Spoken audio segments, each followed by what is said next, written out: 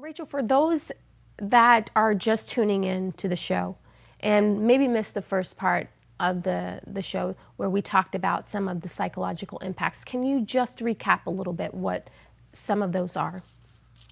Sure. So, because the internet or technology is involved, does not mean that the crime and the experience that someone has is any less traumatic, any less harmful, any less hurtful. And so, victims of these sorts of crime can experience PTSD. They can experience substance abuse. They can experience fear and shame. So there are, cases in which victims of cyber crimes are experiencing similar reactions to their victimization, like those who are experiencing violent crimes or other types of crimes as well. Thank you for sharing that. Some of the other things that were mentioned in one study, I think it was done by Dutch law enforcement actually, was that their victims in the study that they did felt a loss of self-confidence. They also lost trust in certain systems, whether it was online banking in the case of cyber fraud having to do in the banking sector, or losing trust in people Yes. Yes. when things like that happen. So can you talk to us a little bit more about some of those, which are, elements of post-traumatic stress? Mhm. So talk to us a little bit more about that and what victims might be feeling as a result of what they've experienced. Right. So the loss of trust in the system and systems is understandable, right? You believe that this system, who was created by super smart people in Silicon Valley or wherever, have created a system that is foolproof. And when that system fails, it can be heartbreaking. And many times victims begin to not trust themselves. Well, I should have known better. You'll see self-blaming. How did I fall prey to this? What could I have done differently? And that's not right.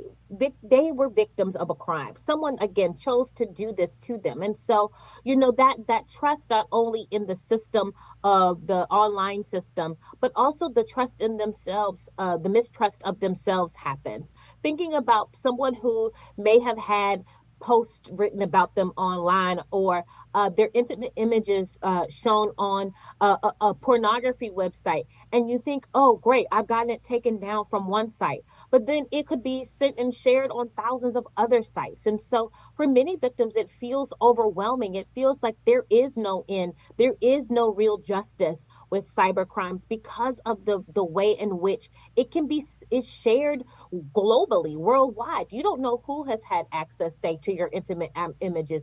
You don't know, not only maybe if you're a victim of financial fraud, that person has that one bank account information, they may have other account information. Maybe you've saved up your entire life only to find out that when you invested in this scam company, your retirement is no longer available and you're supposed to retire in 2 or 3 years. And so a lot of times we see that mistrust of self and mistrust of the system happening because victims are experiencing this. And then thinking about too a mistrust in the criminal justice system, because we know with cyber crimes often it takes a really long time to get prosecution. So someone may have to get their computer or their cell phone sweep.